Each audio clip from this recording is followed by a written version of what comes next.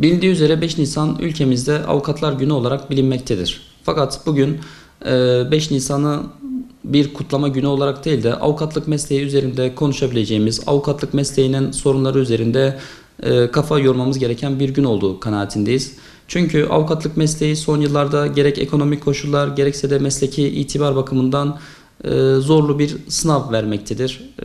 Bunun da sebebi gerek toplum tarafından gerek kamu otoriteleri tarafından avukatlık mesleğinin yerinin tam olarak anlaşılamamış olmasından kaynaklanmaktadır.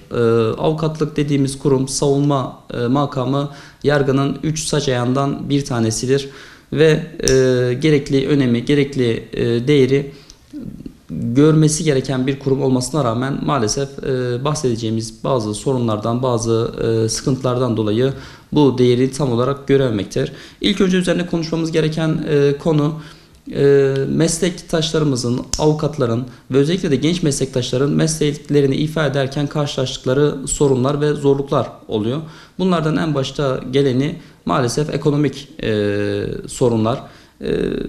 Avukatlık mesleği gerek hukuk fakültesi sayılarının kontrolsüz bir şekilde çok fazla açılması, gerekse meslek yoğunluğu bakımından artık emeklerinin karşılığının görülemediği bir meslek haline maalesef kimi zaman gelebiliyor ve özellikle genç meslektaşların, yeni başlayan meslektaşların staj döneminde herhangi bir destek alamamaları, sonraki süreçte yeni bir ofis kurmaları ve yeni bir çevre edinmelerinden vesaire kaynaklı olarak bir takım ekonomik olarak zorluklar yaşadığı bilinmektedir.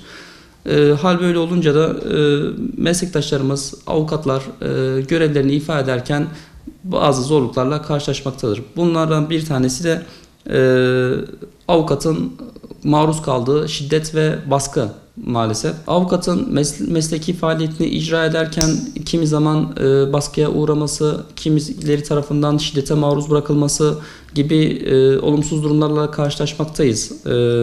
Aslında avukat hak arama mücadelesinde bireysel olarak gerek sistemin yarattığı mağduriyetler, gerek idarenin bir takım işlemleri karşısında bireyin maruz kaldığı haksızlıklar veya kişiler arasındaki uyuşmazlıklarda her zaman başvurulabilecek bir merci iken bunun tam olarak anlaşılamamasından kaynaklı olarak avukatlar kimi zaman şiddete de maruz kalabilmektedir.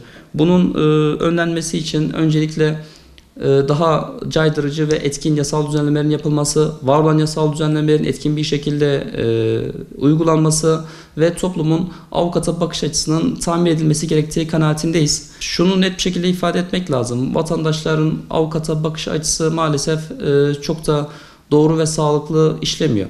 Yani kimi zaman vatandaşların kimi eylemler karşısında, kimi haksızlıklar karşısında en yakındaki insanlar bile onun yanında değilken avukatı her zaman onun yanındadır, onun destekçisidir. Bunun bilincinde olunması lazım, bunun farkındalığında bulunulması lazım. İnsanların hak arama mücadelesindeki ilk ve önemli durağı savunma makamıdır, avukattır.